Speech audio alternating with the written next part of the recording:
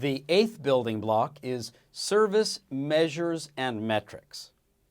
Now, this is one of the most important building blocks because you may have heard the saying, you get what you measure. The first question to ask yourself is, why measure? If you are measuring as a way of making decisions about people's pay, salary, increments, bonuses, or promotions, then you need to measure with great consistency and precision. But if your purpose is to find ways to add value for customers and to focus your service improvement efforts, then simpler measurements can still give you good results. It's important to understand that you can measure many things, but that doesn't mean you must always measure everything. For example, you can measure customer satisfaction, which is different from measuring any of the customer loyalty behaviors. You can measure employee satisfaction, which is also different from measuring employee engagement or retention. You can measure staff improvement, which is often captured by pre- and post-testing. But it is also seen in the 5 levels of evaluation we apply to each of our college courses. You can measure actual service performance, internal or external, using key performance indicators and other metrics to track speed and time, accuracy, mistakes, cost of man-hours, and materials. And you can measure service culture.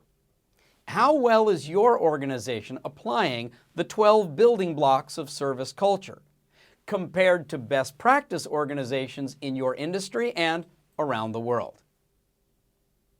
Whatever you measure, when you measure, you should also measure importance as well as performance. For example, your customer may notice you made a big improvement in one area, but might actually prefer or value even a small improvement in another area. You can find this out when you measure what customers notice about your service performance and when you ask them what they feel is most important. Now, some organizations have the ability to measure just about anything, huge mountains of available data, but they only focus on a few things, sometimes called the top 3 or the big 5. Key measures that lead different areas of the company to work more effectively and more closely together. For example, one technology company puts a huge focus on what they call first-time fix. What percentage of the time can someone from their organization fix the customer's problem the first time?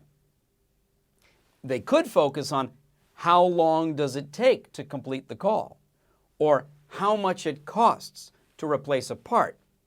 And they do have this data, but their focus across the organization is working together, so no matter how long it takes or how much it costs, the customer experiences a first-time fix. Now, there are 2 final points for you to keep in mind when working with your service measures and metrics. 1, reduce or eliminate non-aligned metrics. Stop generating reports that no one pays attention to or that consume your resources with no obvious benefit for the customer.